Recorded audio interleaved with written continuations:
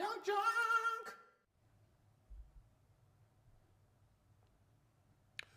Welcome to the Micheaux Mission, 2 Men, 1 podcast, every black film ever made. My name is Vincent Williams. I'm joined as always by my partner. Hey, holla at your boy. This is Len, a.k.a. the Bat Tribble. And tonight, on the final episode of Black History Month, as we end our conversation exploring the parameters of what does and does not make a black film, we call the curtain down with a film based on a skit from Saturday Night Live. Of all places. And it doesn't star Garrett Morris. Starring Dan Aykroyd, John Belushi, directed by John Landis, with a script co-written by Dan Aykroyd and John Landis,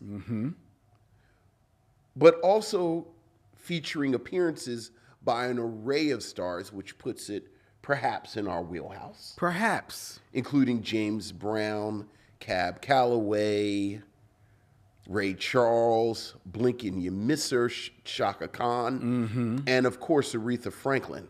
We are talking about 1980s The Blues Brothers. But before we get to that, how you doing, Lynn? I'm doing great, Vincent. How about yourself? I'm all right. It was unseasonably warm today, so that was a little off-putting. Yeah. It was in the 60s today in Philadelphia, ladies and gentlemen. Yeah. And that was a little weird. Yeah, oh yeah. To come outside and, and just be like, whoa, okay. Oh yeah. I don't need this jacket and this sweat. The climate is completely destroyed. We're living in the final days, but the weather was nice. It was. It was. And a hearty shout out to each and every one of you out there, ladies and gentlemen, that are watching us as we stream live from Young Junk, Philadelphia's premier video podcast palace here in Manayunk, PA. We're streaming to Facebook as well as YouTube, where many of you are sitting in the chat room as we stream for your viewing pleasure. Hello, Missionaries. Good evening, one and all. We usually like to start the show getting into a little bit of news and then getting into our features, but we've got a packed show and we have a lot of emails, Vincent. Okay, all right. And I tried to cull through them to see which ones I wanted to read on air. Okay. And ultimately, quite a bit of them are going to make it to air. Love to talk with the missionaries. All right. So without any further ado, let's turn to our missives from the missionaries. So what else is going on, Lynn? We have emails, Vincent. Ooh, missives from the missionaries. Ooh.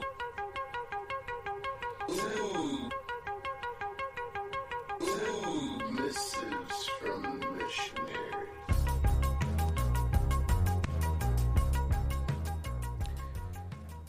Email number 1, Vincent. Email number 1. From Nicole Court. Hey, Nicole. Hi, Len and Vince. I hope this email finds you well. It did. Thank you. Since both Black History and Love Month are coming to an end, I decided to watch nothing but black rom-coms to celebrate the month of February. Oh, that's nice. Something occurred to me when I was watching those movies.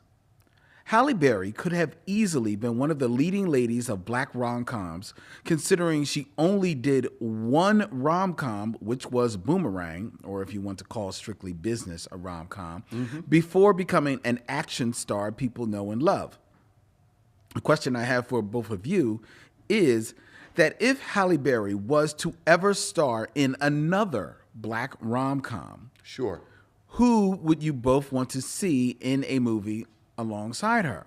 For me, Nicole says, I would choose either Denzel Washington or Will Smith. It's still bizarre to me that both Denzel and Halle worked with Spike Lee and won Oscars, but have never done a film or rom-com together, especially during their prime.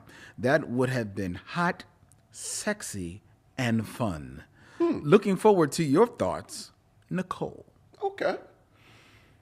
Yeah, they have never appeared As in a she movie. said it, I realized they've never been in a movie together. That is interesting. It's weird. Especially considering that their time as kind of like really like box office stars Sure. really ran congruent with one another. Sure. I mean, I don't know as far as with Halle Berry. I mean, I guess, now you kind of maybe wanted to be like closer to age appropriate, Yeah, oh, absolutely. Absolutely. So Denzel or Will might be the only ones really that I can immediately think of, even though, let's face it, I think she may be older. I don't know. Mm-hmm. But I think Halle Berry could easily star alongside Sterling K. Brown. Now that's a movie right there. I could see her with him. That's actually a really good call. It might be interesting though, and I was thinking about this. Mm-hmm. Jeffrey Wright has shown a slightly different version of himself with American Fiction because it is a satire. Right. So he's allowed to be a little bit more funny, even though he still leans on his dramatic chops. Right. And even that, he's more deadpan funny. Right. Kind of, flustered. I wonder what it might look like for Jeffrey Wright to be in a romantic comedy. Mm-hmm. And then I could see him pairing with Halle Berry. That might be an interesting combination. Yeah, it might be interesting. Unfortunately, I really do think you shut down this conversation immediately When I said with Sterling K. Brown. Because the thing about Halle Berry is that she can do screwball. Yes. So the reason, before you had said it, the reason I was a little hesitant with Denzel, like I'm thinking of how often has he been funny? Like he's kind of funny in The Preacher's Wife. I was going to say The Preacher's Wife. But besides The Preacher's Wife, I don't know how funny Denzel Washington has been. He's humorous in other movies. Is he humorous or is he charming? Okay, that's a good point. Right, like Halle Berry is funny. Yeah. Sterling K. Brown in both American Fiction and Honk for Jesus and Save Your Soul is actually funny. Yeah. So, I mean, we can bat this around for a few minutes if you want, but I can't think of anyone better than Sterling K. Brown. Yes. I'm putting all of my chips on him and Halle Berry, and now I actually want some type of screwball comedy. I need the two of them to be a divorced couple, and their millennial kids are doing something, and somehow they gotta, they end up, like these films that what's my girl been making for like the past 20 years? Like I need them to make one of these like Nora Ephron, 60-year-old couples still have sex movies. Here's the thing though, I said Sterling K. Brown, he's a good choice. Yeah. But there's a part of me that wants to see Sterling K. Brown really go hardcore rom-com and a little bit screwball. Mm-hmm. But I want to see him beside Regina Hall as a kind of like a return to the chemistry that they had in Honk for Jesus and showing them doing another side of the couple. Look, you're killing, it. You see, I would You're love just that. pulling out all the big jokers. I'm just saying because I would love. If you pull out Regina Hall with me, I'm like, oh well, hell, I'm just knocking everybody off. Yeah, I know. So that's why I want to keep Sterling K. Brown. Like, yes, he works well with Halle, but I kind of want to like slide him off and just be with Regina. Yeah. You know what I'm saying? Yeah. But actually, everybody is good with Regina because you know who else was good with Regina? Who? Don Cheadle in that Showtime show. What was it, Black Monday? Yeah. Don Cheadle and Halle Berry could be good. That's a good combination. That's a good one. Because he's another one that is actually very funny. Very funny. Yeah, okay. All right. Well, there you go, Nicole. There's a couple. Now I want to see these movies. Me too. Yeah. I'm all for it. All right, we have next on our list. Next on the docket. We have an email from Friend of the show, Lisa Alexander. Lisa Alex, you know what? I want a Tribble sweatshirt. Are you selling those, or is that dead stock? This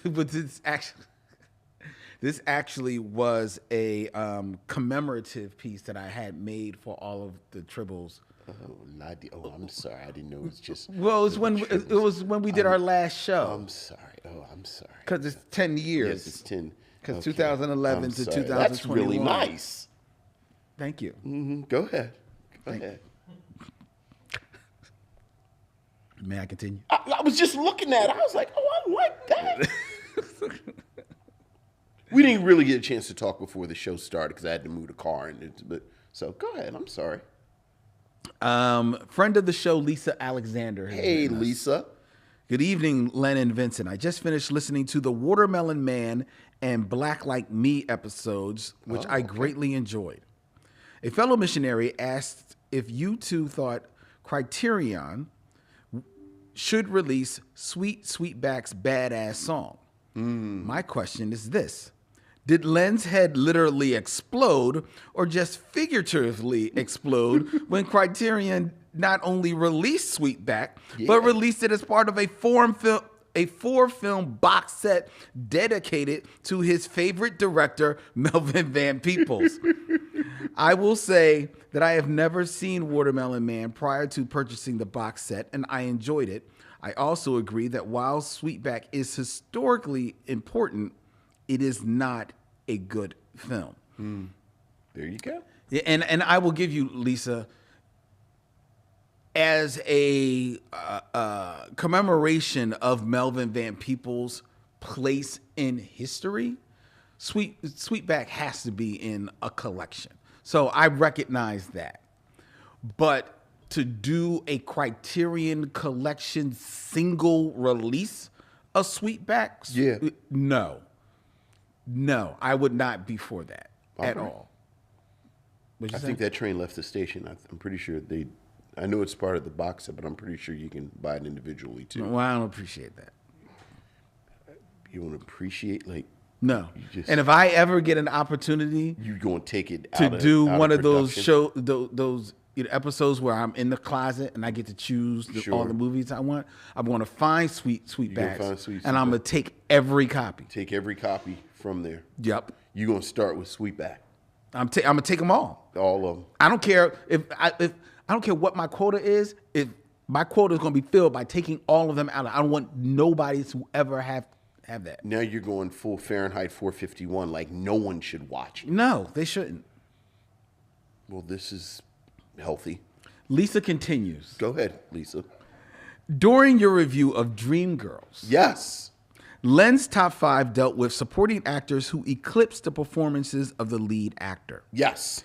I would like to submit 2 honorable mentions to your list. First is Morgan Freeman's performance in Shawshank Redemption. Tim Robbins is good in the film, but Freeman is absolutely magnetic. I also love the fact that since the character is white in Stephen King's short story, they left the line in about Freeman's nickname being Red because he is Irish. In the film, it's a joke, and Freeman totally sells it. Yeah, that's a good one. That is a good one. The only reason I even hesitate a little bit is because it's so good. I think there's an argument to be made that Morgan Freeman and Tim Robbins are co-leads. Because Morgan Freeman is telling the story. Morgan Freeman has a storyline separate from Tim Robbins. Because remember, he's in prison after Tim Robbins. He has that whole period. No, he's in prison when Tim Robbins gets there.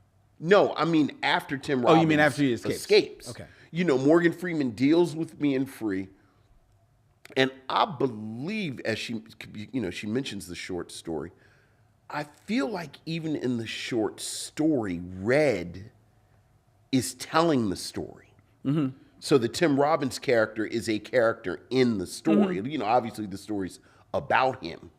But Yeah, I agree so much that I almost feel like Red is a co-lead. See, there's an argument to be made to agree with her, but I think Tim Robbins is still very, very good. So Yeah. I don't think Morgan Freeman eclipsed him.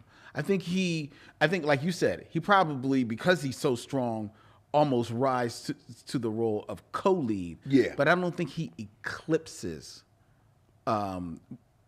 Tim Right. in that film. 'Cause Tim Robbins is great in that film. Yeah, he's really good in that He film. really is. And what's the second one? The second one is Don Cheadle's performance in Devil in a Blue Dress. Oh, of course. Denzel Washington brings his usual gravitas, but it is Cheadle's mouth that steals the film. If you don't want him dead, why'd you leave him with me? It's one of the best lines in cinema history because where's the lie? I can't wait for your Blues Brothers discussion. Lisa Alexander. Thank you, Lisa. Well, Denzel Washington famously said that the mistake he made in Devil in the Blue Dress is that he played Easy. Like he said he signed up for Easy because Easy was the lead. And then he read the script and said, oh, well, Mouse is the character. Yeah. But then I don't think Denzel could have done Mouse. I think Denzel It might have been interesting. I think he's physically too big Yeah. to play Mouse. Like you have to have this sort of kineticism and movement that Denzel just didn't have. You have to have that too, but you also, because you got to remember where Denzel is at that time in his career. Denzel is probably at his zenith of superstardom. Yeah. So it's hard to see him in a character. Right. You know what I mean? And to kind of go along with that, frankly, he's too good looking. I didn't want to say it like that, but that is really. I mean, what but that's is. 100% what it is. That's really what it is. Like he's way too good looking to be a he side will be character. distracting. Yeah. So. And you would never, Right. yeah. But thank you, Lisa, for the email. Thank you, Lisa. Another email. This is from Michael Lockett. Hey, what's up, Michael? Summer in the 70s. Happy Black History Month. Vincent Len, you should be proud of what you've created here. The Micheaux mission is comfort food in film critique form. Everyone, not just our people, is better off from your commentary. Oh, thank you, Michael. course. Appreciate that. I was incredibly happy to be introduced to Watt Stacks and revisit Summer of Sam. Unlike last week, there is an excellent connection between these two films in the very real look at the 70s both provide. The slice of life and behind-the-scenes stuff of Watt Stacks made me remember the happiness I felt as a young child in the 70s. The music didn't hit the mark in the film, but you two pointed us to the recordings, which are smoking. Yeah. Yeah. Summer of Sam, I feel, in no way gives us a black film. I think if Spike could have put his black lens on for it, he would have either drawn parallels or a distinct contrast between the Black American and the Italian American communities. Having seen this film originally on the big screen, I will say there was more tension for Leguizamo's character when he thought he was being targeted. It could have been the larger-than-life visuals or music in Dolby surround sound. A quick question for you, too. Taking out the blockbusters and tentpole franchises, can you think of a film that just can't deliver on the same screen with its tone and feel like it does on the big screen? And when I say can't deliver, I mean it hurts to watch it at home on the couch. All the best, Michael Lockett.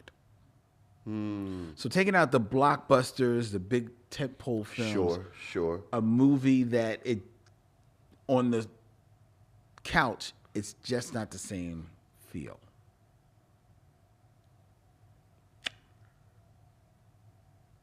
Thinking.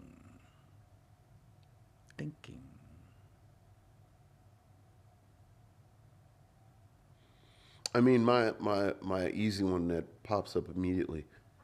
I really like seeing Wes Anderson films at the theater. just because of his attention to detail. And sort of the set design and the costumes and I don't know. Well, that's not cheating because they're not blockbusters. No, they're not blockbusters. You know, but he very much has his own style and sensibility. Yeah, yeah.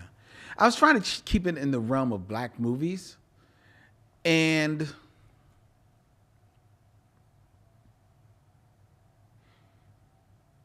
I mean, I love Barry Jenkins on a big screen. I'm trying to think. I'm pretty sure I've seen all of his films in the theater. have you seen any of them on TV? Well, I've seen, obviously I've seen them both in the theater and on television. And how did you feel? And it does hit differently. I think Moonlight hits differently on TV. I think if Beale Street Could Talk hits differently. I haven't seen Beale Street, but Moonlight did hit differently. Yeah. I mean, hell, all of them. Medicine for Melancholy. Like, I really do think on the big screen that his team, I don't know his cinematographer off the top of my head, but it's so beautiful that it, again, I love to see his films on the big screen. Well, I've got two answers. Okay. One is in the realm of where you said Wes Anderson, and that is Quentin Tarantino. I think his films lose a little something on the television screen. Like I recently just rewatched for like the umpteenth time Pulp Fiction, a movie that I love, and I've gotten used to watching that on television. So I've seen it, but I still viscerally remember the impact of seeing it on the big screen. Now, is it because of the film or because of the masterful way he uses music? It's probably maybe a combination of both. I mean, I think he fills the screen very nicely. So yeah. Now, I didn't see the Hateful Eight. I didn't see that on I still haven't seen The Hateful Eight. It's a long movie. Yeah. But here's but to that point, like Kill Bill kills on the screen. Yes, it does. It's not the same on television. That's true. It's not the same on true. television. So Django on the big screen. Django on the big screen is breathtaking. you need to see it. Yeah. You need to see it. It transports you back in time. Yeah. Because Django at the same time transports you back into the time of Westerns and transports you back to the time of the 70s. Right. I was thinking those type I was of going to films. say the drive-in. Yep, exactly. Right, like it feels like you're watching a drive-in movie, watching Django. What's the movie that he did with Robert Rodriguez? Dusk Till Dawn? No. Well, no. Dead Proof. Yes. Big screen. Okay. So Quentin Tarantino, but thinking about black films and just kind of like maybe going into the crates a little bit. I never feel the same effect of dead presidents on television that I did on a screen. And I think because in the movie, the epicness of the movie really stands out. Because you got to remember, dead presidents, because of the advertisement, which is like the robbery, you're thinking of it maybe as this heist film. Right. But it spends a great bit of time in Vietnam. Look, it's what I mean.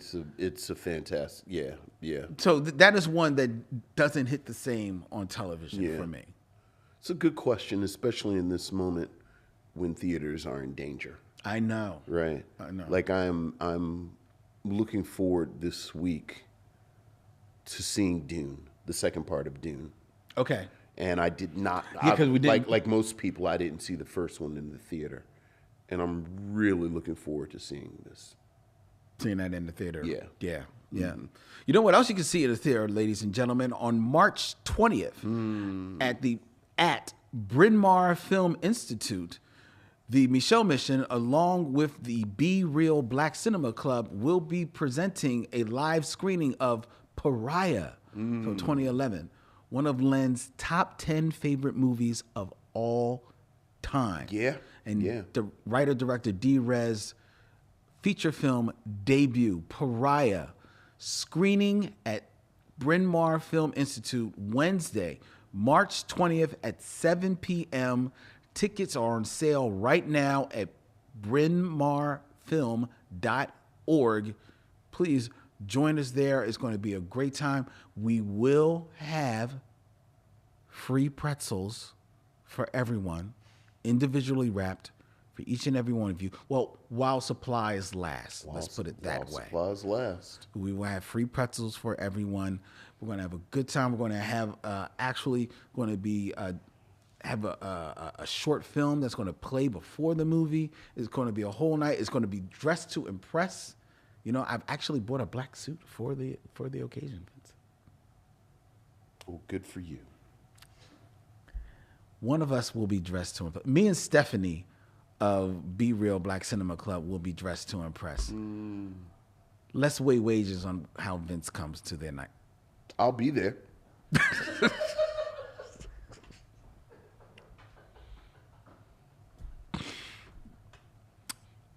brynmarfilm.org. Pariah, March 20th, Wednesday, March 20th, 7 p.m. Tickets on sale now, ladies and gentlemen. See it on the big screen. On the big screen. With us. All right. We have one more email, Vincent. Okay. And this is from longtime friend of the show, George Carmona. Hey, what's up, George? Greetings, gents and missionaries. Top Gun. Yeah. For a sequel to an almost 40-year-old propaganda movie, Maverick had no business being as good as it was. Also, to go from one brother in the first movie, jump into 4 significant roles was great. Granted, 2 of them are there for their fantastic "this white boy here" head shakes. And if you ever get tired of 6 Degrees, Vince explaining Tom Cruise movies would be awesome.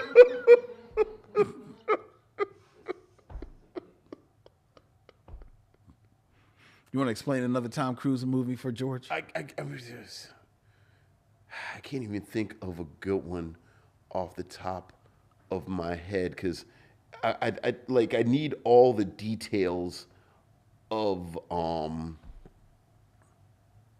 Eyes Wide Shut. No, that's not a Tom Cruise movie. Like what was the race car movie? The race. Something Thunder, not Rolling Thunder. Days of Thunder. Days of Thunder, where he was a race car driver. I've never seen this movie. You've never seen it, and yet you've completely seen it. I'm sure I have. Yeah. I'm sure I have. Have you seen this? I haven't seen it in years. Like, I'm sure there are some wonderful details, but yeah. George continues. Okay, George. For the time period of Summer of Sam, New York was nuts. Yeah. Having memories from a child's perspective, I remember the blackout and the Yankees, but that year had so much more. If you get the chance, read Ladies and Gentlemen, The Bronx is Burning by Jonathan Mailer. It does an amazing dive into 1977 New York politics mixed with the politics of baseball, the threat of a serial killer, and the general pressure pot of living in New York. And I think that's the type of vibe that Spike was trying to go for with Summer of Sam. Yeah. Lastly, you know George, a huge Star Trek fan. Absolutely. With Star Trek Discovery ending, Yeah. there needs to be a final Spock-adjacent send-off for a show that birthed a streaming service. Vince, one last jump to warp for our captain. Yeah. All right, look. George, oh my God. Look. I didn't even get done and you're already shooting it down. I'm not at all. I was going to say, let's fly. We'll do one special Spock adjacent at the end of the season. At the end of the season? Yes. When does the season starts? The season starts in a few weeks, I think. In a few weeks, in March. Yeah. Right, okay. Yeah. Well, there you go, There you George go. Kamona. Yeah. You heard it, ladies and gentlemen. Absolutely. Vince's promise that we will do a proper send-off of Spock Spock adjacent to coincide with the ending of Star Trek Discovery. Yeah. Okay? Yeah. That'll be nice. Yeah, absolutely. All right. Absolutely. Well, there you go. All right. Well, there's our missives, ladies and gentlemen. All If you want right. to hear your thoughts and share them with Vince and me here live on the show, please send us an email at micheauxmission@gmail.com. That's micheauxmission@gmail.com. All right. All right. Let's keep it moving. Keep it moving. It is now time for the top 5.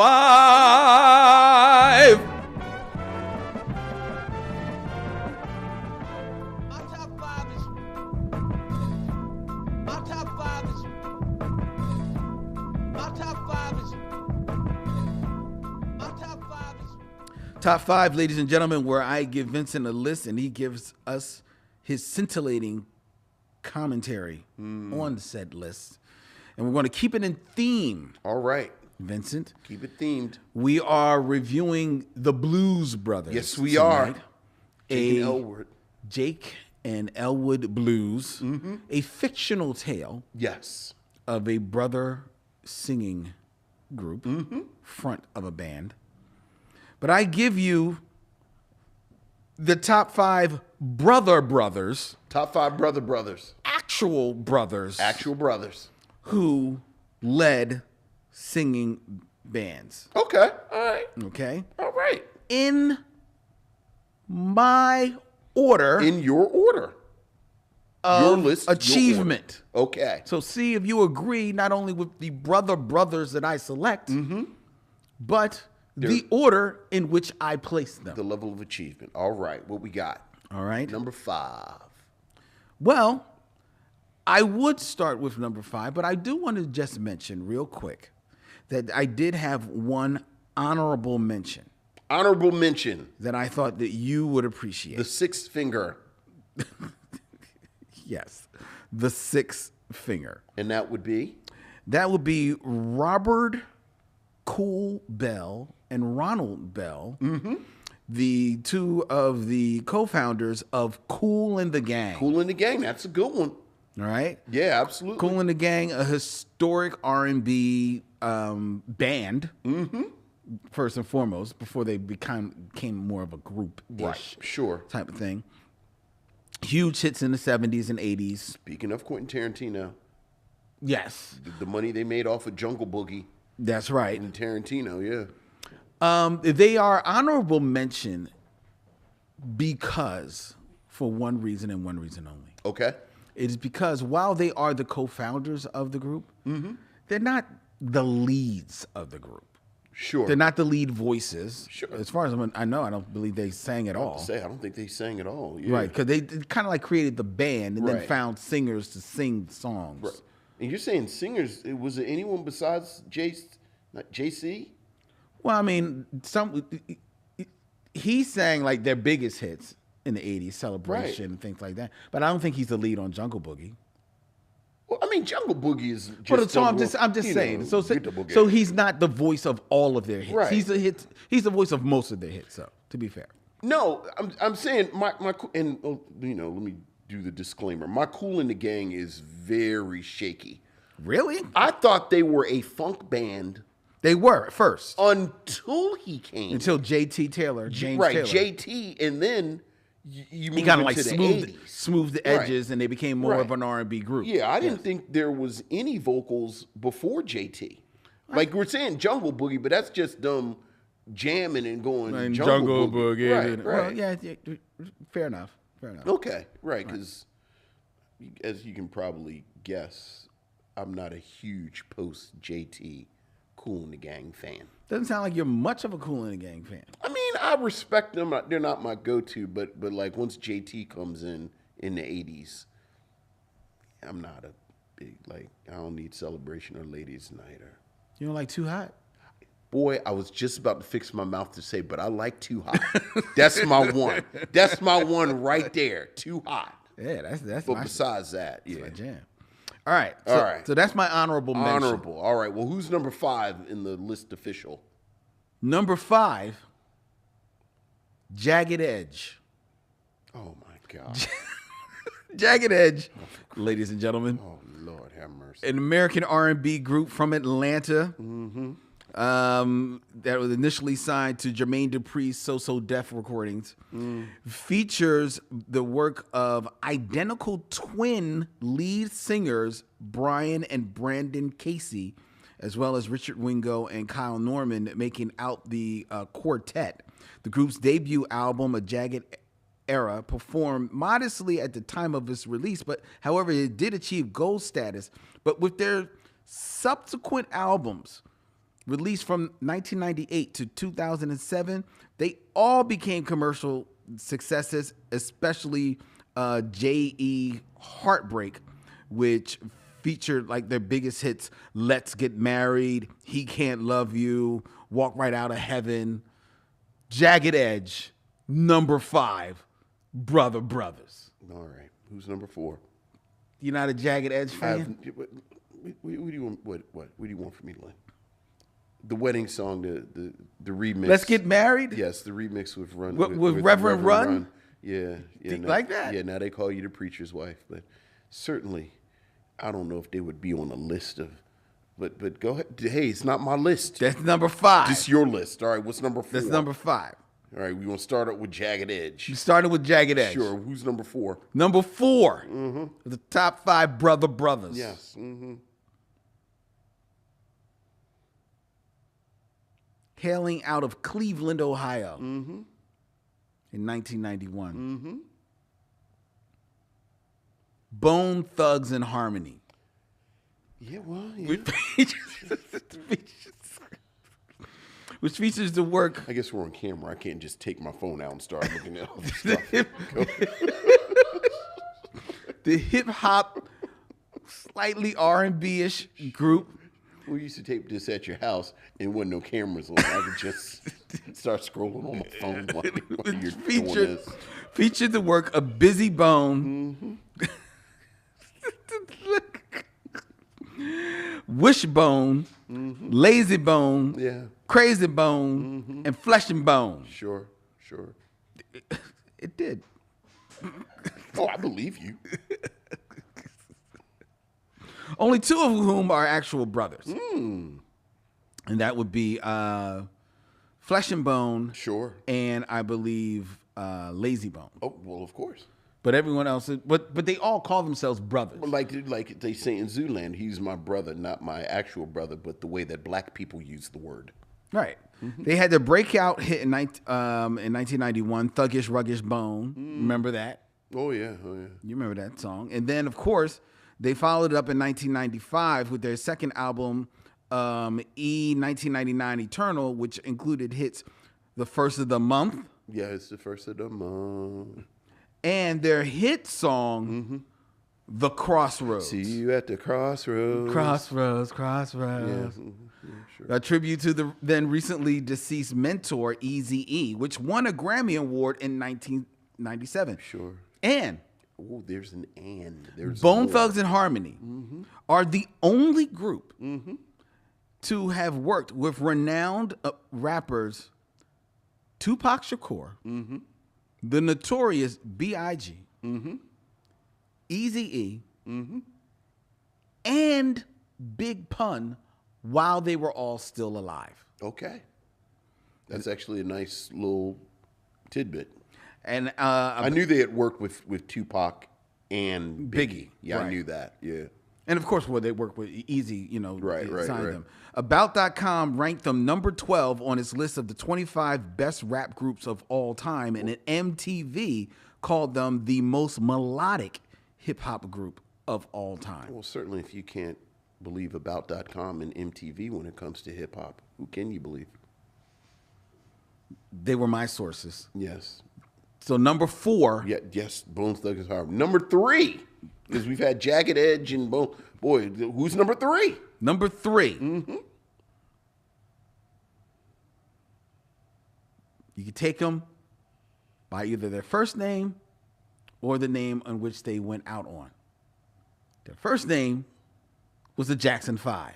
Oh, all right. See, now you. They went out on the Jacksons. Now you're talking about some siblings. Out of they're all siblings, Vincent. Right. They're all family. Yes. The Jackson 5, the Jacksons, the American pop band out of Gary, Indiana, which originally featured Jackie, Tito, Jermaine, Marlon, and Michael, managed by their brother Joe. The group Father Joe, excuse me. The group was among the first African American performers to attain a crossover following for such hits as I Want You Back, ABC, The Love You Save, I Will Be There. They famously left Motown in the 70s to go to Epic Records. All except Jermaine. That's right. So then He was married to Berry Gordy's daughter. Right. So he stayed with Motown. So younger brother Randy was moved up in the ranks, and the name of the group was changed from the Jackson 5 to the Jacksons, where they released successful albums Destiny and Triumph, and the singles Enjoy Yourself, Shake Your Body Down to the Ground, and Can You Feel It. The Jackson 5 has sold more than 100 million records worldwide. In 1980, the brothers were honored with a star on the Hollywood Walk of Fame as the Jacksons and were inducted into the Rock and Roll Hall of Fame in 1997. Two of their recordings, ABC and I Want You Back, are among the Rock and Roll Hall of Fame's 500 songs that shaped rock and roll, and alongside I'll Be There, were also inducted into the Grammy Hall of Fame. Okay. Now, the curious thing is, this is in order of success. You have two sibling groups in front of the Jacksons. Yes, I do. Interesting. Who's number two? Number two on the top 5 brothers above the Jackson 5 Is or Jacksons. KC and JoJo. Well, this is certainly your list. That's right, ladies and gentlemen. KC and JoJo Haley won Cedric and Joel Haley. I didn't know Joel was actually his name. And do you feel like it's enhanced your life that now you do know? I do, because I'm ready for any trivia contest. Where Jodeci will certainly come up. Well, this is KC and JoJo. Oh, just KC Who and did front Jodeci. Okay, go ahead. They were the lead singers of the chart-topping R&B group Jodeci, which also featured the Great Brothers, Dalvin and Devante. Sure. They were known for their 1998 smash hit All My Life. This is KC and JoJo. This is their career after leaving Jodeci, which was a huge success as an R&B group that at the time rivaled only Boys to Men for R&B group supremacy in the 90s. Sure, they're above the Jacksons. This is all fascinating.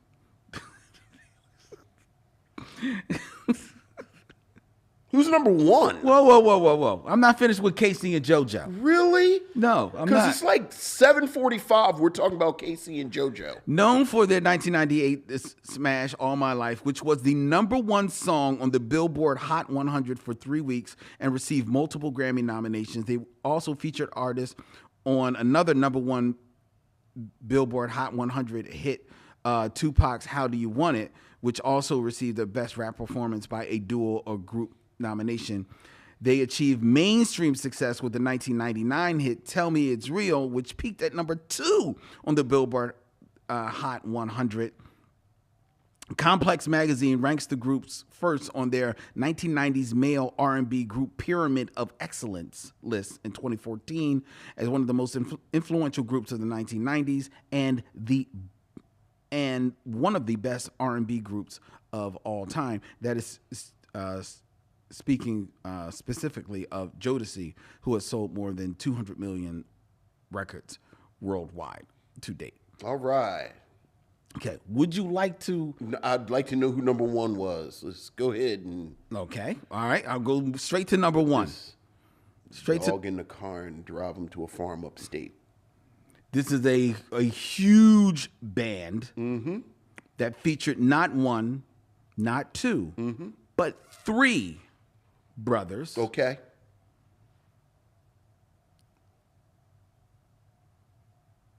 and that would be Earth, Wind, Okay. and Fire. Right.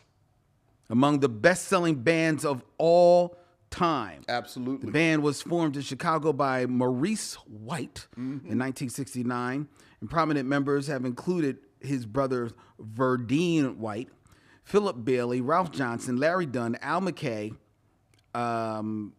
Roland Bautista, Robert Brookins, Sonny Emery, Fred Revell, Ronnie Laws, Sheldon Reynolds, and Andrew Woolfolk.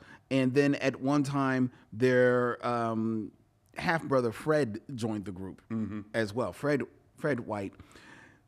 Earth, Wind, and Fire has won 6 Grammys out of 17 nominations, 4 American Music Awards. They've been inducted into the Rock and Roll Hall of Fame, the Vocal Group Hall of Fame, the NAACP Image Award Hall of Fame, and Hollywood's Rock Walk, earned a star on the Hollywood Walk of Fame.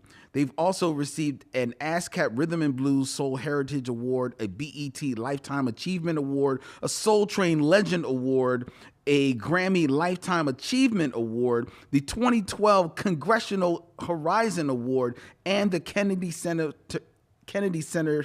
honors in 2019.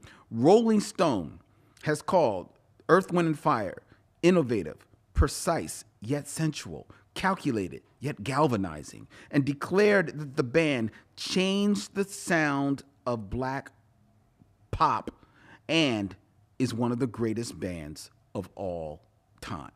100% true.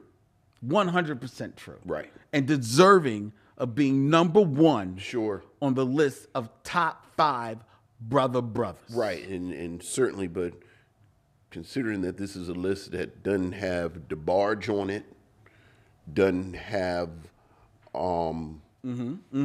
it's right there in the name, actually, the Isley Brothers on it.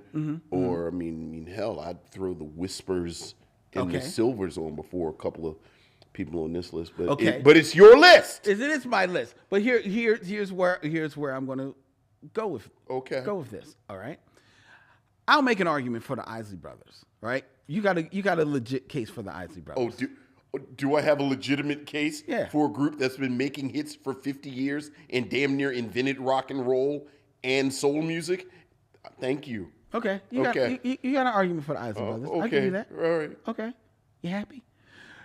DeBarge, I don't think their success. I don't think as much as people want to, Certainly Jagged Edge is better than none. Jagged Edge had a more successful career than DeBarge. They did. I don't know if they did. I know that they did. I don't know if they did. Like, I'm telling you, they did. They had a more successful career than DeBarge. How are we? If you market, successful, you can.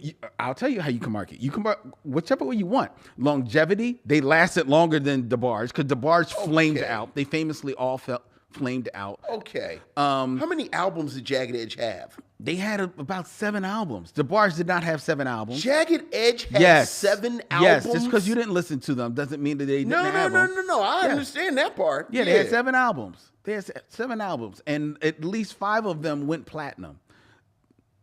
Yes, they did. Yes, they did. Jagged Edge had a more successful career than DeBarge. Okay, go ahead. They did. Dang. Which means that they also had a more successful career than the Silvers. Okay, the Silvers, I was just thinking of brother groups. All right, so that knocks them down. Okay? Okay. The reason why I put Casey and JoJo begrudgingly, Right, not Jodeci. Yeah, not Jodeci. Casey and JoJo. Right. But taking their whole career in totality, and that they were able to continue on as themselves, as brothers, as a duo, and still have success, right? The reason why I put them over the Jackson 5, not Michael Jackson, not Jermaine Jackson, not Janet Jackson. Well, You said the Jackson 5. but the Jackson 5. The reason I And put the them Jacksons. and the Jacksons is because I love the Jackson 5. You love the Jackson 5. We both love the Jacksons. I would argue Okay. that unfortunately, time has not been kind to the memory of the Jackson 5, especially the Jacksons. I like their Epic, the music they did with Epic. I think some of it very much stands up, but I don't think it is as well remembered as their Motown stuff. I think when people think of the Jackson 5, they go right back to the I agree. They go right back to the Motown stuff. But certainly that is eternal. But here's the other thing. I also think that when people think about that Motown stuff, I bet there's a lot of people, and even surprisingly, I would argue a lot of black people, like generations younger than us, that hear that music and hear Michael Jackson and not hearing the Jackson 5. They're hearing that, that was Little Michael. They're not hearing Jackson 5. They're not giving that But credit to it's the Jackson still 5. The Jackson 5. Yeah, but I don't think that they're Like, it's still the group. but I don't think that the group resonates in people's memory. Like, I think Michael Jackson has eclipsed their memory so much that he has subsumed. No, certainly more than them. But to say that the Jackson 5 is not iconic as the 5 of them, like even if it's just that snapshot, that ABC snapshot, I think that's all 5 of them. No, it is all 5 of them. But I think, this is my read of it. I could be 100% wrong. But my read is that when the average person, and admittedly, I'm thinking about generations younger than us, when they think of those, they see that snapshot Well, of... why are you just thinking about them now? Like, we're thinking about everybody. Like, if you think... God bless the young people. But I'm not basing anything on them. Like, I thought we were talking about everybody. In that case, Earth, Wind, and Fire shouldn't have been on there if we talking about the young people. You can't talk to the young people. Well, first of all, you can talk to them. You can talk to them, but, you got to talk to them like they're the young people. Well, but I think that the young people still remember. They still. Oh, there's Earth, Wind, and Fire.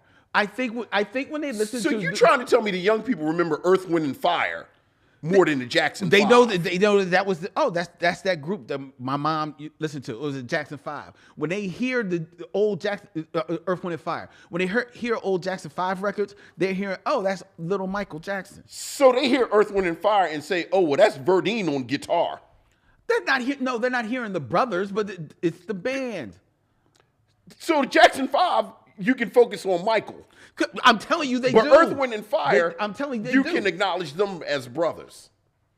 I'm telling you, I think people just hear Michael. They hear Michael. But Earth, Wind, and Fire, it is Michael. But Earth, Wind, and Fire, they hear the White Brothers. No, I'm not saying they hear the White Brothers. Then what are you talking about? I'm saying that I don't think that people are. This is a ridiculous list. It's not a ridiculous. I reject this list out of hand. Put it in a car. We're going to drive it to the farm upstate so it can run around with other lists. And yeah, that's what happened. We put them in the car while you were in school. We're going to put this list in the car while you're in school. List. And it's a very good list. And we're going to put the list in the car and drive to a farm upstate so that it can run around with the other list. And it's got lots of room, and you don't have to worry about feeding and walking the list anymore. But it's a very good list. Okay. All right. Let me ask you this then. Taking that list, obviously you would put the Jackson 5 above Casey and JoJo. Knowing you will probably take Casey and JoJo off. So let's say if you took that list and you had Earth, Wind, and Fire, then you had Jackson 5, and slot in the Isley Brothers. Okay? Now, who are you contending that you should be on that list besides Casey and JoJo and Jagged Edge? Because you're saying DeBarge, and I'm telling you, their career is the two of them careers eclipsed. We just said the Isley Brothers. I said I gave you Isley Brothers. I gave you Isley Brothers as number 3. I'm gonna tell you, I'd put the Whispers on before I'd put Jagged Edge on. You see. Okay, all right. Let's see. Come on, let's keep there it moving. There you get into a personal bias. Come on, let's keep it moving. Let's keep it moving. I can't mess with it. Like I said, it's a very good list. It's a wonderful. Don't pat me on my head. I'm not patting you on your head. Yeah, I feel the pat on my head. But just understand, when you go to school tomorrow, we're going to take the list to a farm upstate so that it can run around with this other list. And one day we can go visit on the farm. No, not that weekend, because we have something to do. I think we're busy that weekend too.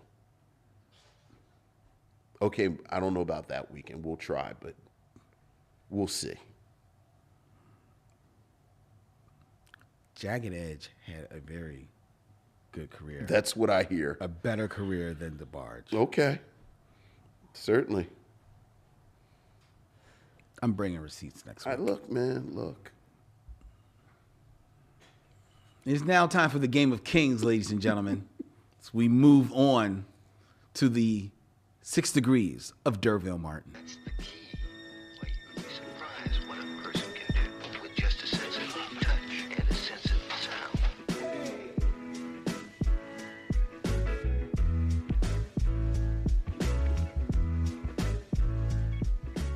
6 Degrees of D'Urville Martin, ladies and gentlemen, where I give Vincent 2 actors, and he has 6 films or less to connect them to the #1 brother He's his own brother. D'Urville Martin. That's right. Of 70s fame. Keeping it in theme, Vincent, All right. I have 2 acting brothers Okay. for you. Okay. All right, let's see who it is. In 6 films or less. Who is it? Connect D'Urville Martin. 2. Come on, give it to me. Dennis Quaid. I was hoping you was going to do them damn Quaid brothers. Because now I get to do 2 weird-ass movies. Because Dennis Quaid, you get to him real fast. Yes.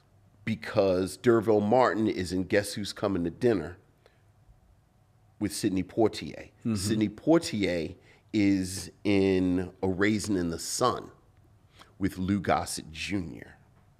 Yes. And Lou Gossett Jr. Yes. and Dennis Quaid Yes. are in Enemy Mine. I don't think so. I do think so. I'm going to look. Oh, you're right. I know I'm right. I love Enemy Mine. Enemy Mine is one of my favorite movies of all time because it is the most bananas movie. Have you seen Enemy Mine? I saw it a long time ago. when it Oh came out. I my haven't God. seen it Enemy since. Mine is glorious. I haven't seen it since. Lou Gossett Jr. won an Oscar for An Officer and a Gentleman. The whole world should have opened up for him. They put him in a full-body prosthetic rubber suit to play an alien Muslim, basically, in Enemy Mine with Dennis Quaid. And they fight on a planet and end up getting along, realize they have more in common than not. And then Lou Gossett Jr.'s alien lays an egg and has a baby.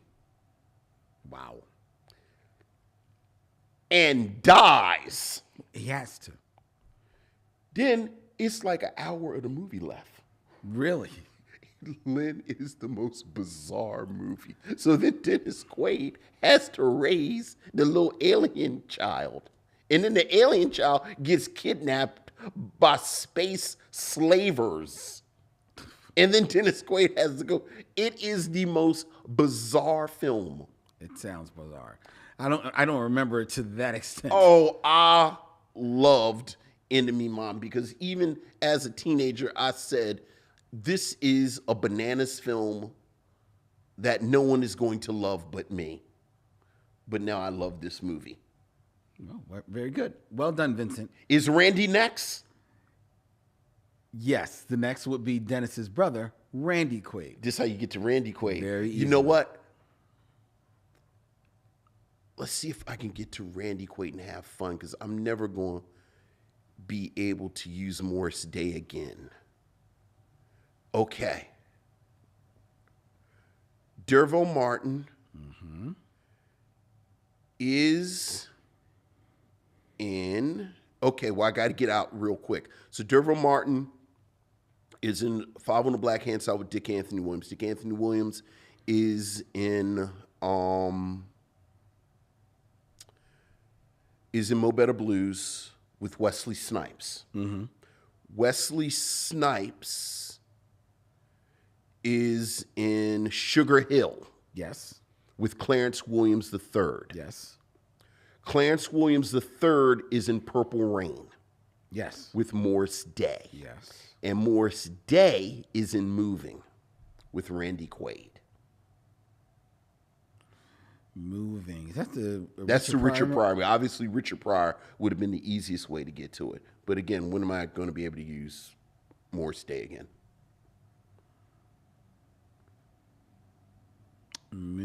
Moving. I was going to say, because remember, Morris Day played his daughter's boyfriend, but then that would assume that you knew anything about Moving. And why would you know something about Moving? I only know that Richard Pryor was in it. Yeah. I'm pretty sure I've never seen it.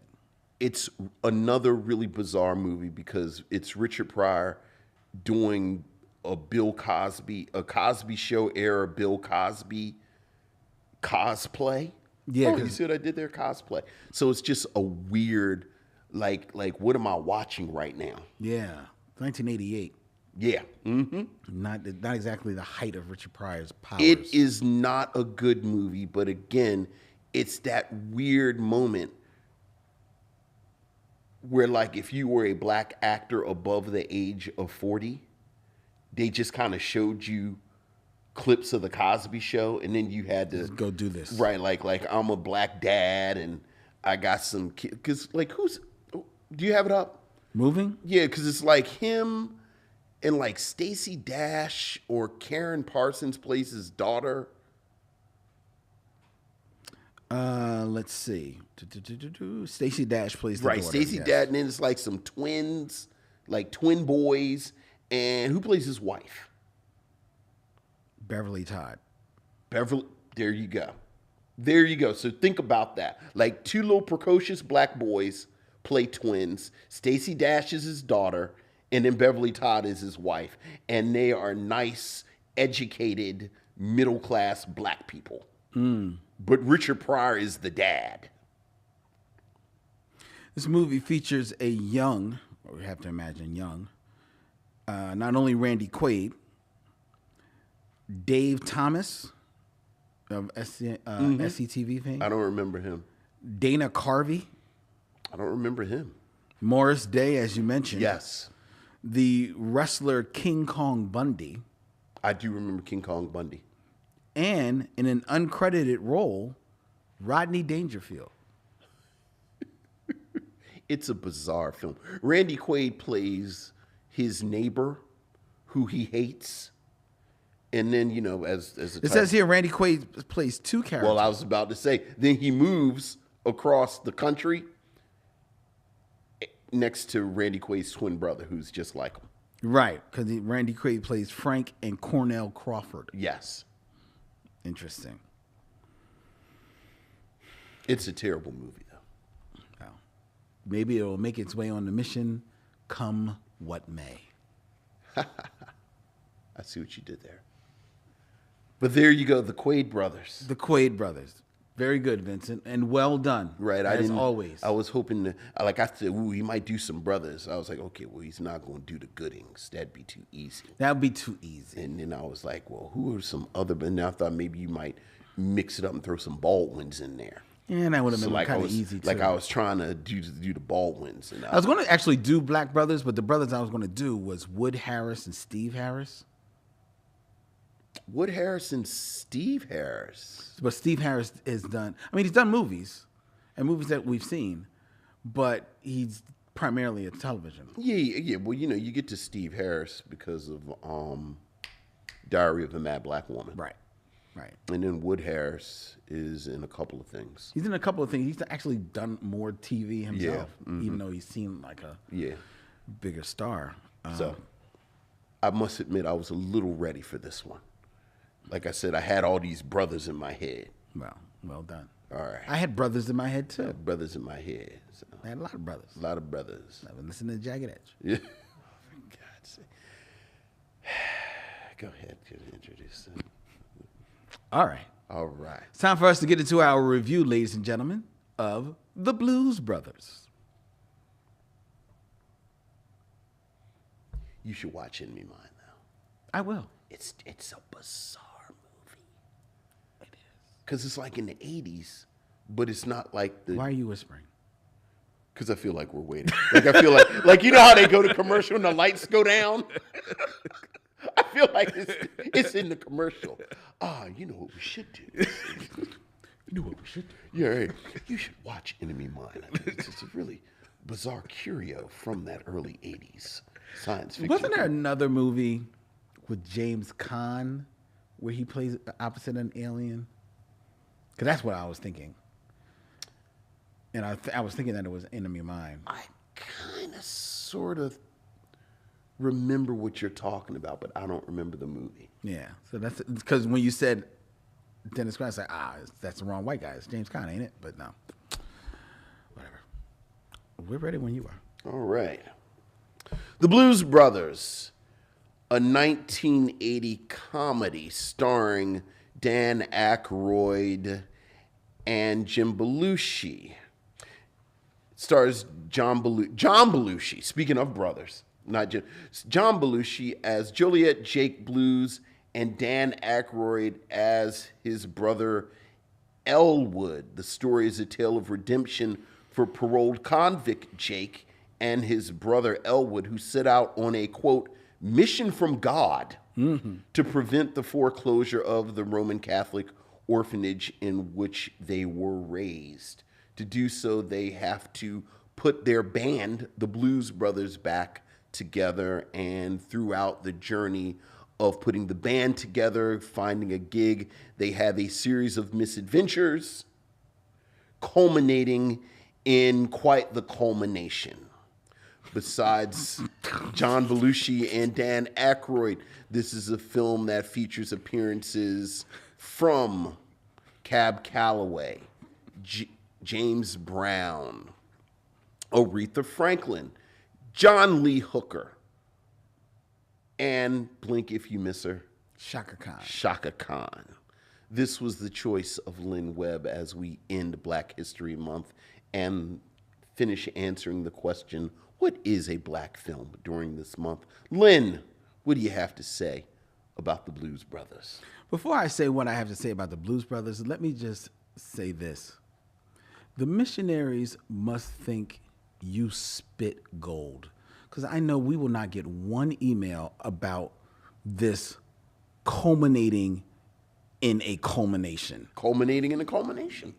No one will even mention it. That's right. Vince said it. It sounds right. Hey, culminating in a culmination. Is that not true? Does it not culminate? Is it not a culmination? The Blues Brothers, ladies and gentlemen. 1980. 1980 is prime time Saturday Night Live, right?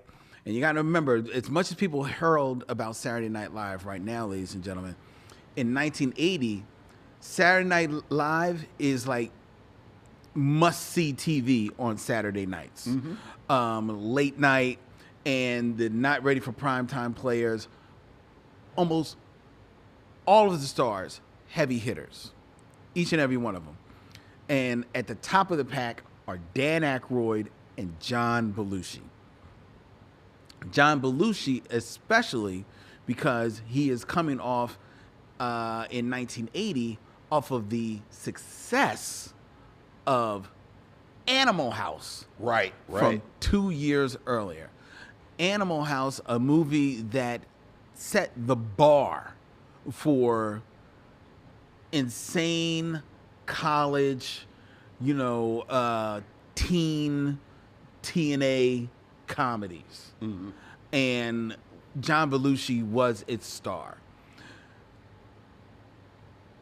Yet on television, on Saturday Night Live, his partner was Dan Aykroyd. Maybe a little bit more erudite of a comedian, if you want to say. A little bit more eccentric of a taste, but no less funny. And together, they joined their mutual love of classic soul music from the 50s and 60s to comprise this duo, this fictional duo, the Blues Brothers, who were these two white guys who would go on stage with a real band, and they, much to their credit, would sing old soul songs on Saturday Night Live. And it became a big hit.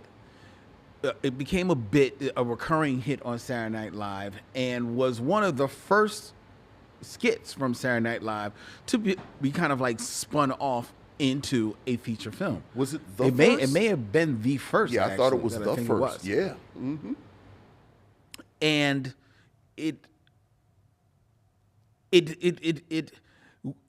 to do this, it required them now to build out this mythology of this group. And that was tasked to Dan Aykroyd, who was the writer and the more disciplined performer of the two. Yeah. So Dan Aykroyd wrote this incredible backstory for the Blues Brothers that would be, in his mind, the script for the movie. Incredible because it is literally the Lord of the Blues. It is a 324-page script for a 2-hour movie. The Tomb. The Tomb of the Blues Brothers. At which point John Landis is brought in. It's like, hey, John. He just kind of whittled us down. Now, to his credit, Dan Aykroyd, as funny of a writer, a comedic writer as he was, he had never written a script. Sure. He didn't know nothing about writing a script. So in him, he did what a lot of first-time writers do. They create this huge backstory and think that that is the story, and that's not it. And John Landis, and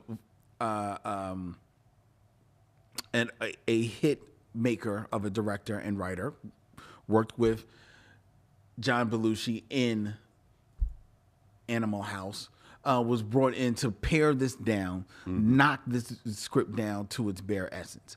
And in doing so, he created a film that is not only the homage to old soul music that they wanted to keep inherent to the Blues Brothers ethos. He also, I think, creates a film that is an homage to the great comedic films of the 30s and 40s that harken back to famous comedic teams such as Laurel and Hardy, Abbott and Costello, even a bit of the Three Stooges. And it is all on display in the slapstick comedy that is happening here, that is over the top explosions, over the top, comedic, cartoonish violence that is happening in this. There's, some might say there are aspects of this film that are homages even to the Warner Brothers cartoons of that time. Sure. With explosions and car chases and pratfalls and falling from the sky and all of this type of stuff.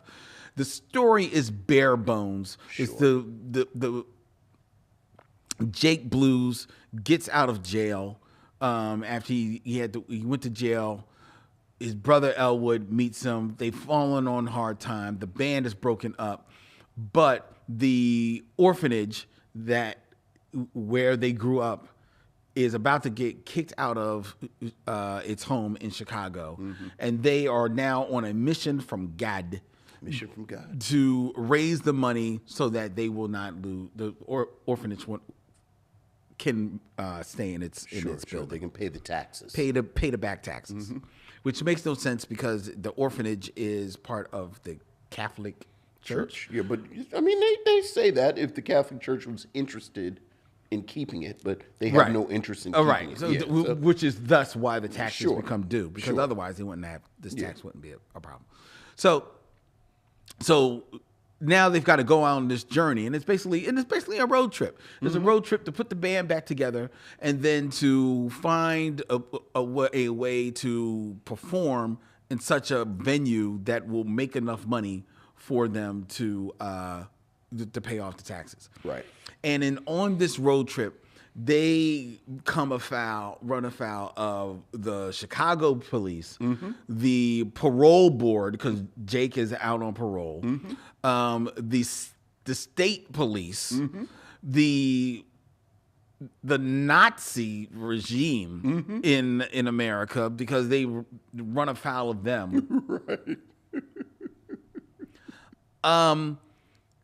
The military, there's literally the world at one point or another is chasing the Blues Brothers, The good old boys. the good old boys, the don't forget band, the good old boys.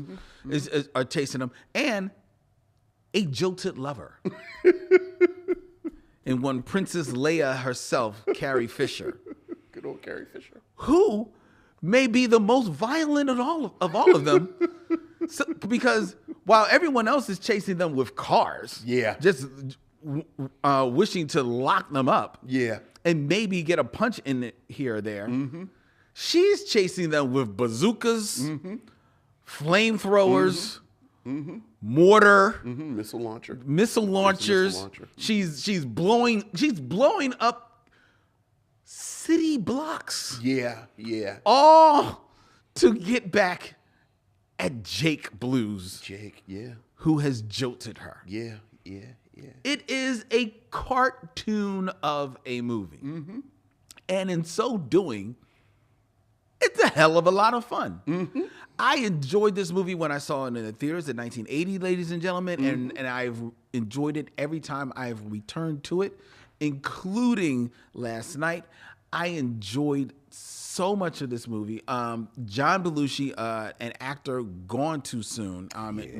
This film is in 1980. I think he's gone within 3-4 years after this film, because unfortunately, due to a massive cocaine addiction that was on display in the making of this film. The backstory, you talk about the Heart of Darkness being better than the Apocalypse Now. How about that? A true documentary about the making of the Blues Brothers, ladies and gentlemen, is the only thing that could eclipse the Blues Brothers. Because John Belushi was out there. I mean, just a tidbit.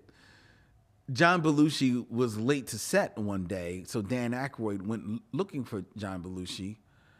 John Belushi this film was famously shot in and all over Chicago and in the surrounding areas.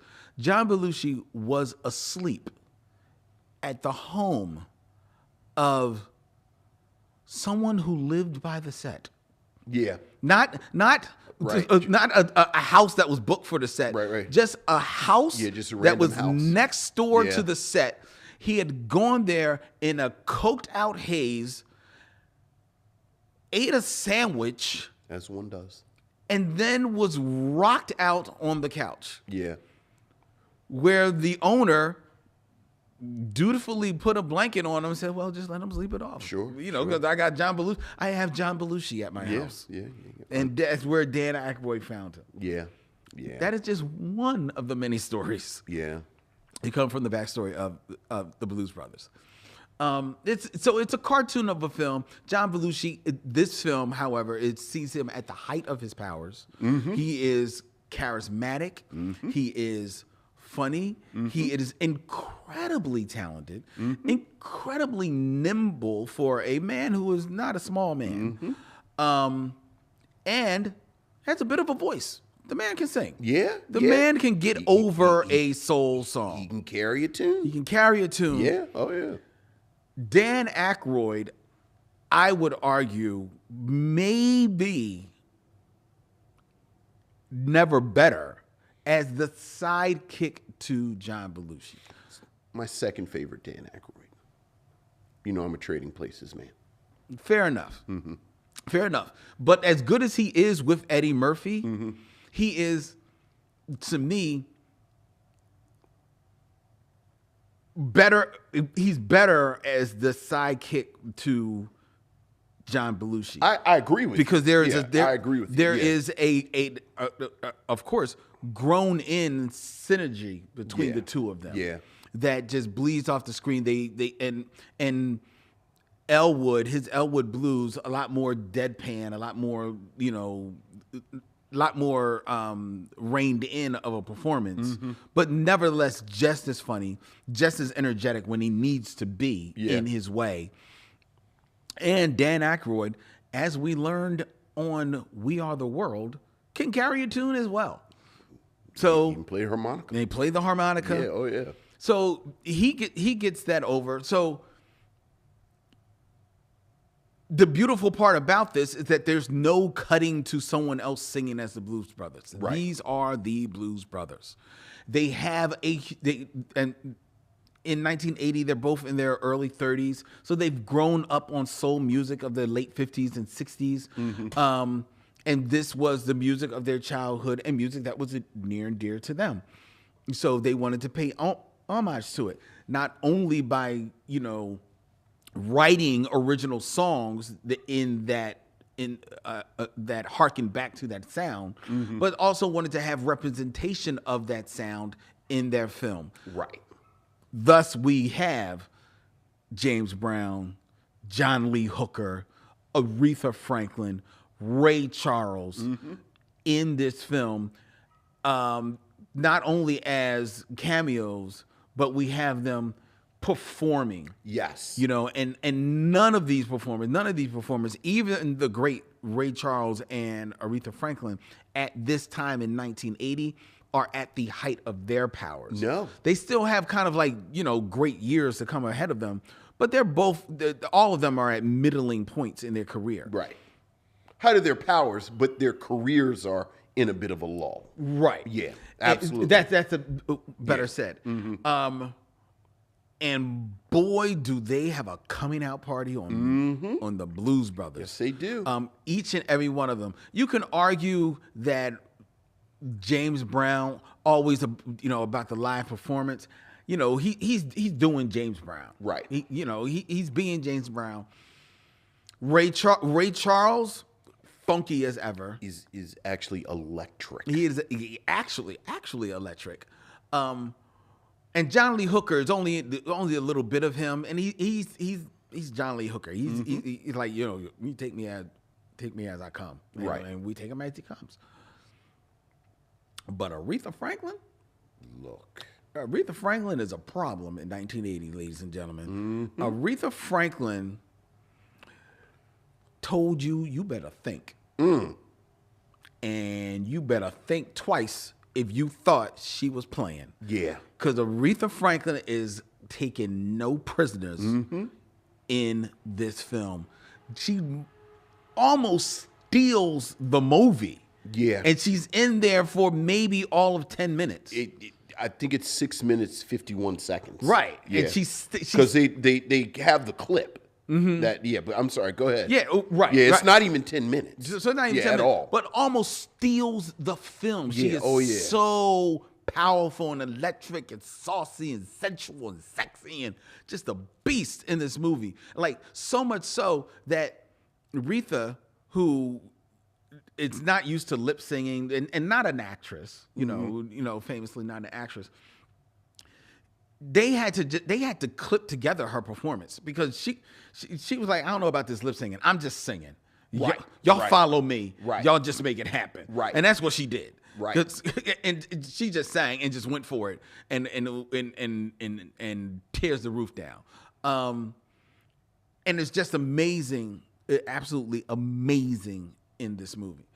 And then we come to, we talked about the Blues Brothers. Talk about those cameos. Then you go to the band, which is actual performers from actual bands. Oh yeah. Pieced together, horn sections, guitar sections, all of them pieced together to create the Blues Brothers band that would actually go out on tour. Right. And most of them are legendary session players. Legendary session players in this from other bands. I mentioned Blood, Sweat, and Tears. It's so many. I can list them all, and we'd be here. That would be the whole damn review. Mm-hmm. It all culminates together in just a fun romp of a movie that I enjoyed returning to. And this homage to soul music, the love and affection that they have for the music itself does bleed off the screen. It feels 100% authentic and heartfelt. You know, they fought to have these performers in the film. Right. The studios wanted them to get someone younger, such as Rufus. Right. Rolls Royce. Right. Which is why you have Shaka Khan showing up in a blink as you can miss it moment in the choir. She doesn't really have a solo. Right. She's just there. You just, if you know her, you're like, that's Shaka Khan. And that's why they kind of like shoehorned her in there. If the studio had their way, they would have shoehorned even more performers in there. But the John Belushi and Dan Aykroyd and John Landis, to his credit, buying in on his star's edict, were like, no, we gotta have this is who they want. This is who it's going to be, and trust me, the audience will consider them and enjoy them, and the audience absolutely does. Yeah. There are dance performances in this movie that leap off the screen that are, you know, we've talked about how if you're going to film dancing, film it so that you can appreciate the dance. It's filmed correctly. Yeah. You know, John Landis, not known for musicals, films it spot on. There's only famously one scene there he cuts off the head of the saxophone player in the. But I think there's something to that. Oh, really? Go ahead. Do you think? Well, anyway, but and John Landis has apologized for that.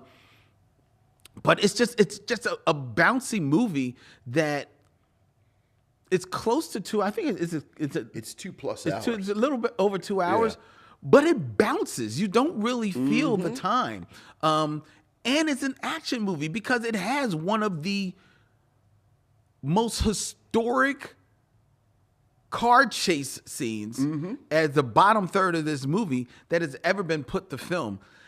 This movie literally drops a car from a helicopter about 300 to 400 feet in the air. Yeah.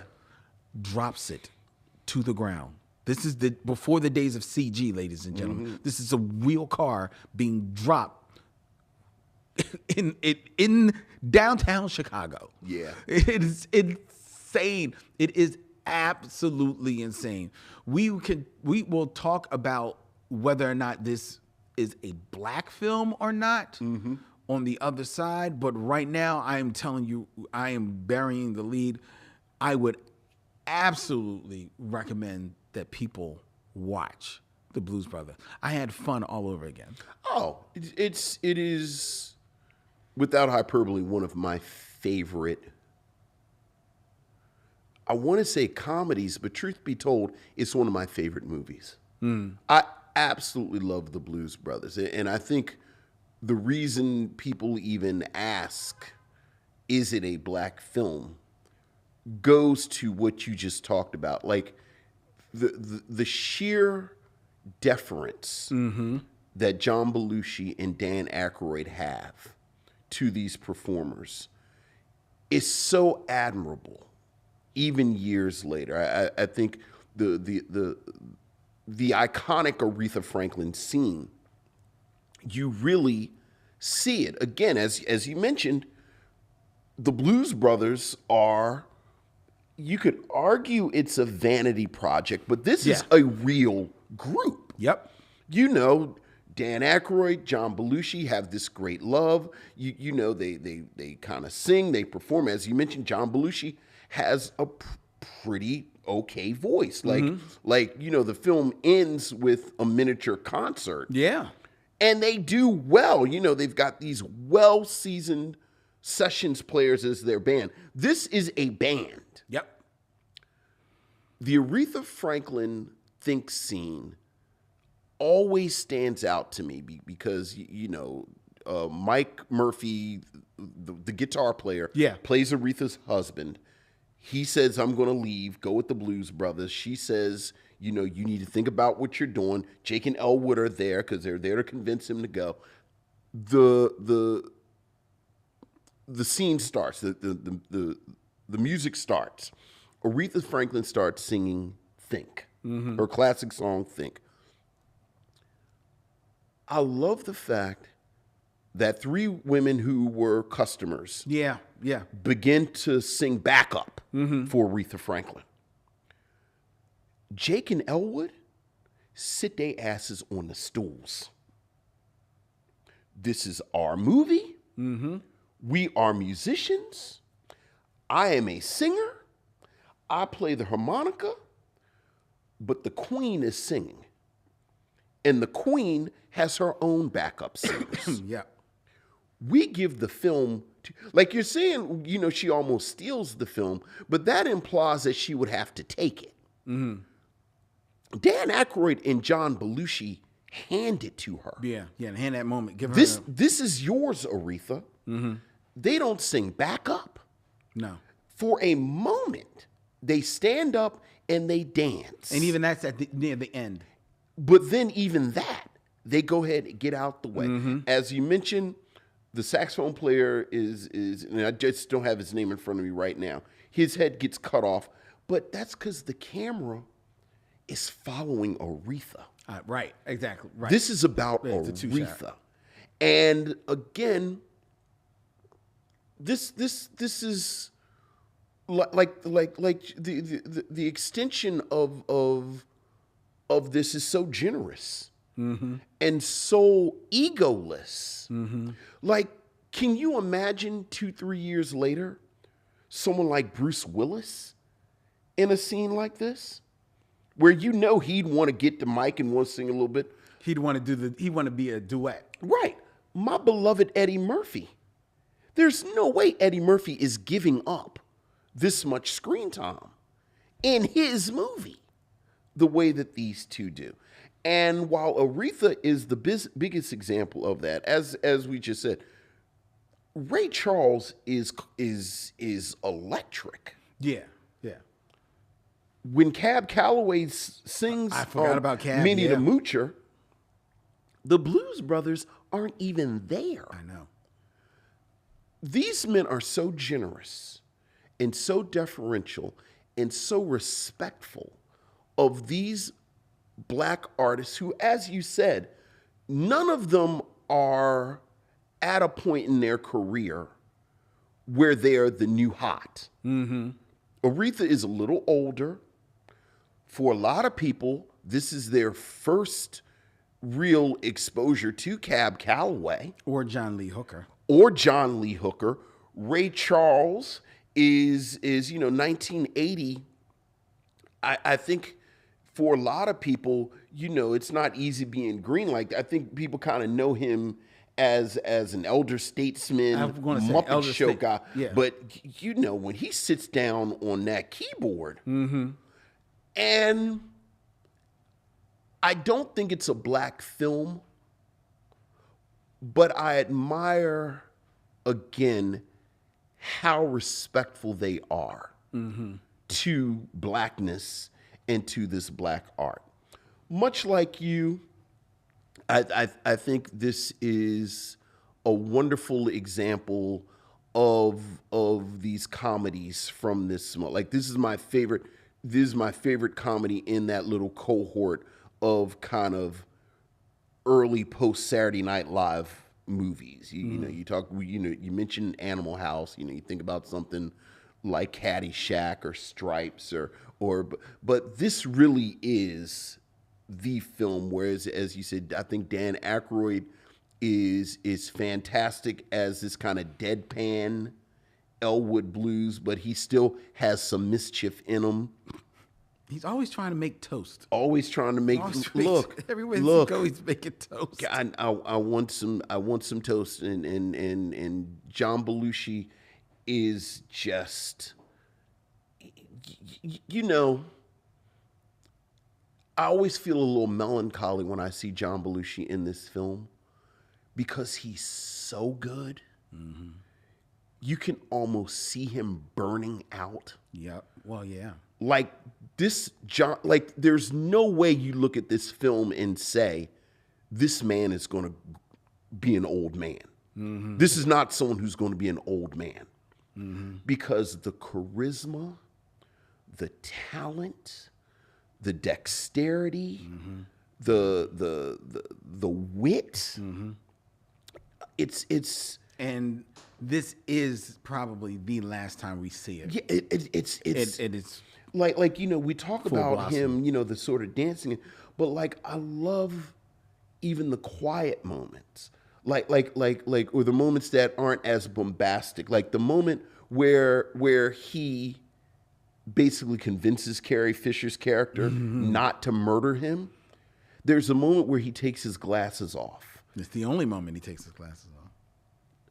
and it bleeds off the screen how charismatic this man is and just the spirit of this man, so that you completely understand why she, of course, falls for it again. Right. Yeah. It's a fun film. It's a film with a surprising amount of heart. Like the other thing that I think works real, where as I said, this is my second favorite Dan Aykroyd film.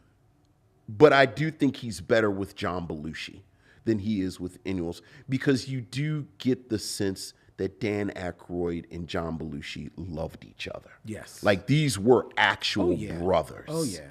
And it comes through with their chemistry. It comes through with the way they talk about each other. Again, just quiet. Like there's a quick moment where Dan Aykroyd, where Elwood puts a blanket on Jake. And I don't know if that was in the script or not, but it's such a beautiful moment. Yeah, because then he sits by the window. And then he just sits watches by the train. window and watches the train. And like you, I can't recommend this film enough. Like this is frankly one of the films that made me love films. And when I think about Aretha Franklin performing, this is what pops in my mind immediately. Yeah. Like I would love to say, oh, well, I go to this and there's some footage of her from 1963. But if I'm being honest, it's her poking Mike Murphy's chest saying, You need me. you better think. You better think real hard about the decisions you're making. So yeah, this is I'm just glad we figured out a way to talk about the Blues Brothers. But you said you don't. So you don't think that this is a black film, I don't. even though it is. I mean, all these performers and Cab Calloway. He performs in this, but he also acts in it. Yeah, absolutely. Well. Micheaux favorite Stephen Williams shows up as a Steve cop. Williams shows up as a cop. I actually disagree with you a little bit. I think Aretha Franklin does a pretty good job acting. No, she in does. this scene. She Yeah, does. She does. Yeah. I forgot. Yeah, she does act as well. I was actually a little bit on the fence about whether or not it is a black film. I mean, they are definitely the leads. It doesn't center the black experience at all. It commemorates and celebrates black music Yes. and presents black music, unaltered in any way. I thought it was very interesting reading the story that Cab Calloway wanted to do a disco version of Minnie the Moocher. And because, he wanted to, show that I'm Right. I'm here for the kids. Right. And they were like, just do Minnie the Moocher as you've always done it. And trust me, they will love it. You know what's funny about that though, and I can't pull the name of the movie off the top of my head. Remember we watched a film a couple of years ago. Like we first saw Cab Calloway in I think Cabin in the Sky. It was either Cabin in the Sky or Heidi Ho. Heidi Ho. Right. Wait.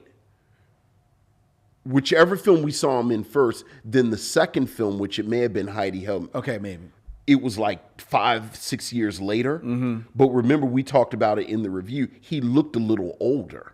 Right. Right. It was like 8 years later, and Yeah. it looked like he is so nimble I know. in spry. Yeah. And I remember watching it today saying, wow, he actually has more energy in this film than he did in the film that we saw that was made like 30 years before this. Yeah, he's a bad man. He's a look. He was a bad man. Look, again, the sheer generosity of Landis, Aykroyd, and Belushi.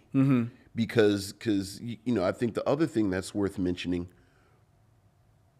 Aretha Franklin, Ray Charles, Cab Calloway perform complete songs. Like they just, like it's not we're going to play a clip from the song. Like it's a whole number. Yeah, the whole performance. James Brown too. Well, James Brown is playing a preacher, so Well, it's like, yeah, he's actually part of kind of a set piece. That's true. That's true. But the other, like, you have a complete performance of Minnie the Moocher. See, and this is why I kind of want to say it's a black film, because how many performances of Minnie the Moocher do we have on camera? Sure. How many full-blown, explosion of black joy in a church Right. scene do we have, led by James Brown? Led by Jim. Aretha Franklin, famously a shy woman, so there's not a whole lot of film footage of Aretha Franklin. And certainly not at this moment. And certainly not at this moment. The dancers during Ray Charles scene. I mean, the outside on the street, it's like really electric. The soundtrack with bringing back the voices of Sam and Dave on the soundtrack. I mean, and because of their deep, abiding affection for this music, in a way that it doesn't feel like they're appropriating it. Not at all. There's a part of me that kind of wants to land this as a black film. I can't do it. Yeah.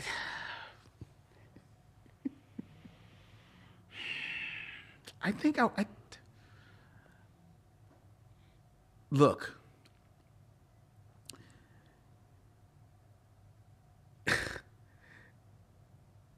If I can list Jagged Edge over the Isley Brothers Lord have as the top 5 brothers, Lord. I can say the Blues Brothers is a black film. Well, look. Blues Brothers is, I say it is, I'm not saying it's the blackest film. I look. But- look, this is why we have the conversation. This is why we're having the conversation. It's got enough we melanin don't, we in don't it. have to agree. I say it's a black film. Okay, all right. I say it's a black film. I don't think it's a black film, but I think it's a film everybody black should see. Well, that's fair. That's fair. Yeah, That's fair. yeah. All right. Well, let us know what you thought. Some of you we know already think this is a black film. I want to hear from you. Yeah. As we've mentioned, this and King of New York are the films that people have pressed us Yeah. for definitive answers, almost from from the very From the beginning. first- Yeah, the beginning of the mission. right. People. So I want to hear from all of you. Yeah. Don't leave me hanging, because I don't want to be reading 12 emails like Lyndon lost his mind calling the Blues Brothers a black film. I don't want to hear from Lisa Alexander giving me a syllabus on why this is not a black film. I need to hear from all of you who share with me the thought that this is a very, very, very high yellow Let's see. black film. Okay. All right. Let's pull it back in. Okay. Not to go off the rails.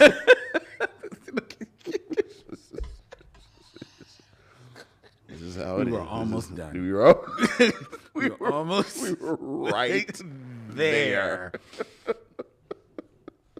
Let us know what you thought, ladies and gentlemen. Regardless, it's a great film.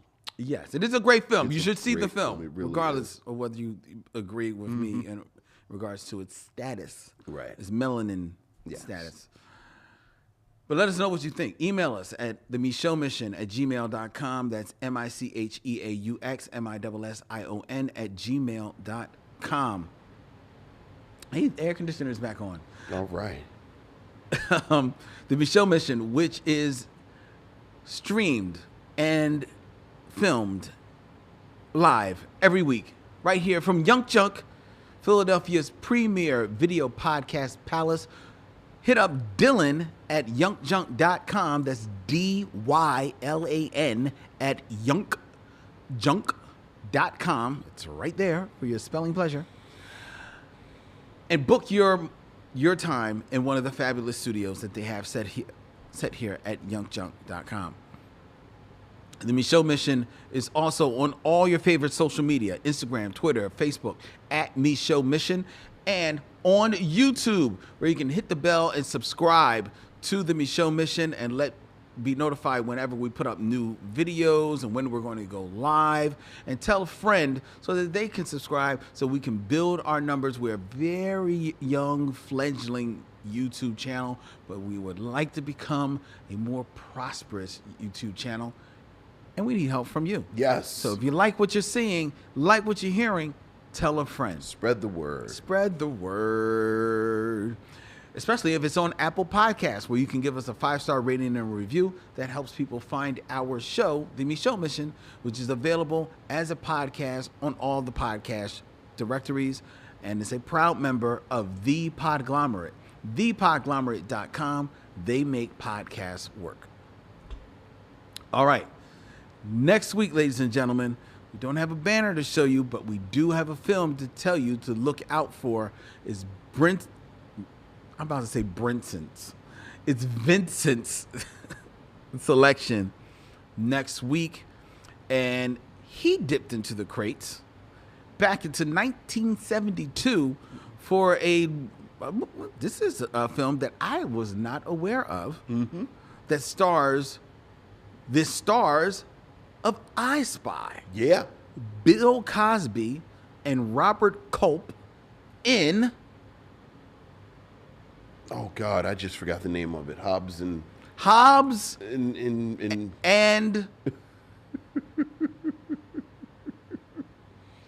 Lynn, I wasn't ready. You were talking, and there's a part that you do, so I had turned my brain off. I don't even know. Oh Lord, Lynn. The film you selected. I know. It's Higby and Digby. I've never heard of this film. Vincent came up with this film. Well, the bad thing is I came up because it was we were talking about Walter Hill, Hickey and Boggs. Oh yeah, it just rolls off the tongue. Yes, Hickey and Boggs. Hickey and Boggs. You better make sure this is streaming. Yeah, no, it's around. So, I didn't know. Tubi. Well, it's around. I'll just say it's Okay. around. What's it called? Hickey and Boggs. Hickey and Boggs. Yeah. Bill Cosby and Robert Culp, 1972, directed by Walter Hill. Yeah. Oh yeah. Next week here on the Micheaux Mission. Until then, he's Vincent, I'm Len, and in parting, we say, We'll see you when it's time to meet again.